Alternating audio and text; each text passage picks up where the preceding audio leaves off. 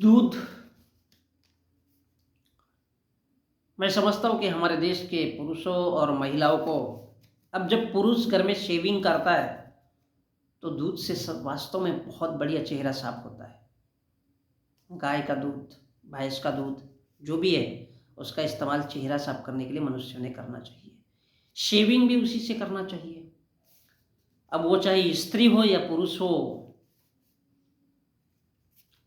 स्त्री हो या पुरुष हो, उनको चेहरा 2 बार 3 बार जैसे भी उनको टाइम मिले तो वो चेहरा भी दूध से धोना चाहिए। आजकल हम लोग क्या करते हैं, नई नई कंपनी आई है, कोई फेयर एंड लवली का नाम लेता है और महिलाओं को लुभाता है। अब भैया वो तो 5 रुपए का दूध ले लो यार, गाँव देहात में तो सस्ता मिलता है। 5 रुपए का 10 रुपए का दूध दे देंगे लोग, क्योंकि निकलता है। महिलाएं भी कम से कम 3 बार चेहरा धो सकती है दूध से। दिन भर वो ब्यूटी पार्लर और उसमें पड़ी रहती है, तो उससे अच्छा 10 रुपए का दूध ले लो। चाय के भी में भी डालने के काम में आएगा, और अगर चाय नहीं पीते हो तो चेहरे को साफ करो।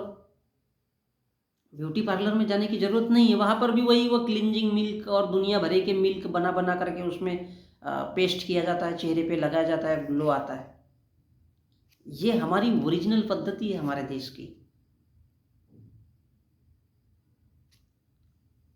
दूध दही से नहाने वाले लोग हैं, और लोगों को भी, आदमी हो या स्त्री हो, 1 बाल्टी पानी में तकरीबन आधा लीटर दूध डाल करके नहा सकते हो।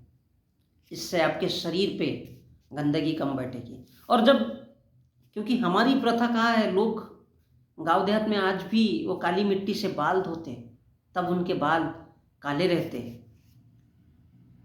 तो दूध का इस्तेमाल जब इंसान शेविंग करने के लिए करता है या घर में आए तो चेहरा ज़्यादा नहीं है अगर, तो 1-2 चम्मच ही डाल दो 1-2 मग्गे में, और उसमें डाल करके चेहरा धो सकते हो। महिलाएं भी कर सकती है। तो जब ये नहीं होता है, स्त्री पुरुष महिला, हमारे देश के बच्चों का भी चेहरा धो दिया करो। और जब ये इस्तेमाल नहीं होता, स्त्री पुरुष कोई हमारे देश में नहीं करता है, तो फिर ये थ्योरी चालू हो जाती है क्या, दूध की कैसा इस्तेमाल होता है, ना खाऊंगा ना खाने दूंगा। तो फिर वो मंदिरों में जाता है, क्योंकि लोग पीते भी नहीं है, क्योंकि पैसे नहीं होते उनके पास में, दूध नहीं खरीद पाते।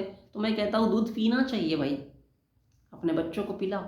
और नहीं पिलाते हो तो कुपोषण होता है, बच्चे कुपोषित होते, लंगड़े लूले अंधे बहरे न जाने क्या क्या होते।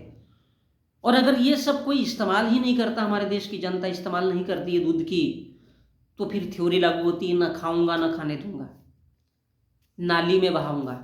तो फिर अयोध्या जैसा मंदिर बनता है, राम मंदिर बनता है, उसमें पंडित क्या बोलता है, अरे इस देश के लोग दूध का इस्तेमाल ही नहीं समझते। दूध हमारे शरीर की भाई गंदगी को साफ करता है और शरीर को ताकत देता है, वास्तविकता है। तो फिर क्या होता है, पंडित को पता चलता है अरे इस देश के लोग तो नहीं करते, तो फिर वो मंदिरों में शिवलिंग के ऊपर और मूर्तियों को धोया जाता है। वो तो पत्थर है, उनको धोने की क्या जरूरत है, लेकिन वो तो पानी से भी धो सकते हैं।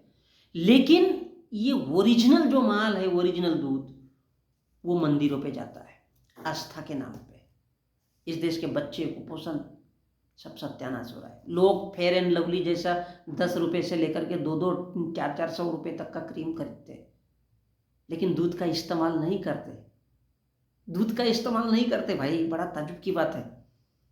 तो इसलिए वो पंडित मंदिरों में वेस्ट कर देता है। इस देश में गरीब लोगों को खाने को नहीं मिलता है, तो वो दूध उनको देने के बजाय, ताकि वो कुपोषण कम हो, बच्चे अंधे लंगड़े लूले कम पैदा हो, और अगर हो भी गए तो वो दूध अच्छे ऐसे विटामिन प्रोटीन वाली चीज़ें खा करके वो कवर कर सकते हैं, अच्छे हो सकते हैं। तो पंडितों को मालूम हो जाता है कि ना दूध को खाने देना है, यानी गरीब जनता को नहीं देना है, और थोड़ा बहुत वो खा सकते हैं, अब थोड़ा बहुत पी सकते हैं, तो उतना वो थोड़ा बहुत पीते हैं, अपने बच्चों को पिलाते हैं, और बाकी का भगवानों के नाम पे, आस्था के नाम पे मूर्ति को साफ करने में लगाते हैं। अब भैया उसका पत्थर मूर्ति को एक छेनी हथौड़ा लेकर के एक कारीगरी बनाता है, जमाना लगता है उसको, ठोक ठोक के नाक को 10 बार संवारते रहता है, अरे बिगड़ गया, फिर फोटो देखो, फिर उसको ठोको, फिर उसको पीटो, क्योंकि उसको पैसा मिलता है। बनाने वाला भी इंसान, पूजने वाला भी इंसान, उसको ठोकने वाला छेनी हथौड़े से भी इंसान, और उसको बाद में साफ भी करो। चलो अच्छी बात है कि साफ करना चाहिए, लेकिन पानी से कर सकते, दूध से नहीं। तो दूध से इसलिए करते हैं क्योंकि हमारे देश के लोग दूध का सही तरीके से इस्तेमाल नहीं जानते, इस्तेमाल नहीं करना चाहते। इसलिए मैं कहता हूँ कि पुरुषों को नहाना चाहिए। अब जैसी आपकी कैपेसिटी है, 2 लीटर डाल दो एक बाल्टी में, या तो पूरा का पूरा अगर पैसा है तो दूध से ही नहाया करो अपने अपने घरों में। वैसे भी इंसान नहाएगा तो कोई बात नहीं, वो मूर्ति नहाती है तो वो तो गंदे नाली में निकल जाता है पीछे से।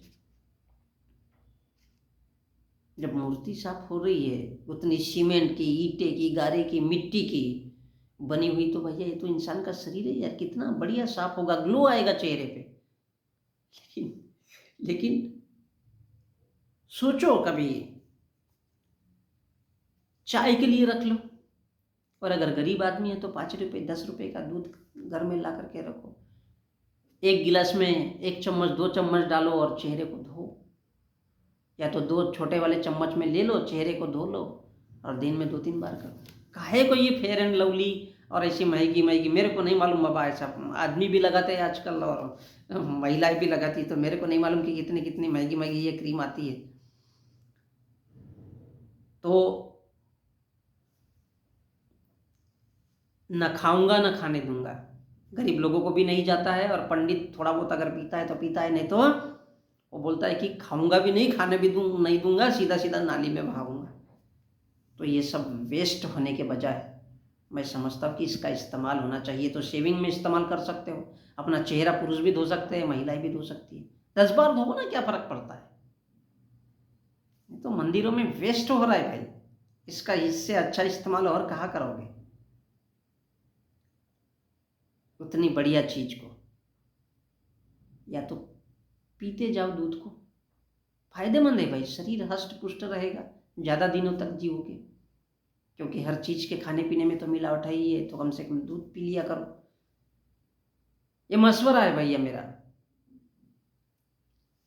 ऐसा नहीं है कि मैं तो केवल समझा रहा हूँ, नहीं तो दूध का वही हाल होता है, ना खाऊंगा, गरीब लोगों को नहीं मिलता है तो मंदिरों में जाता है, और मंदिरों में उसको भड़ाभड़ डाल डाल करके उसको नाली से बहाया जाता है, शिवलिंग को धोया जाता है, मूर्तियों को धोया जाता है, तो ये वही हो जाता है, ना खाऊंगा ना खाने दूंगा, नाली में बहाऊंगा। तो आजकल सिस्टम ही हमारे देश का हो गया है, ना खाऊंगा ना खाने दूंगा, फालतू लोगों को खिलाऊंगा, गरीबों को, मजदूरों को, किसानों को कोई भी चीज़ नहीं मिलनी चाहिए।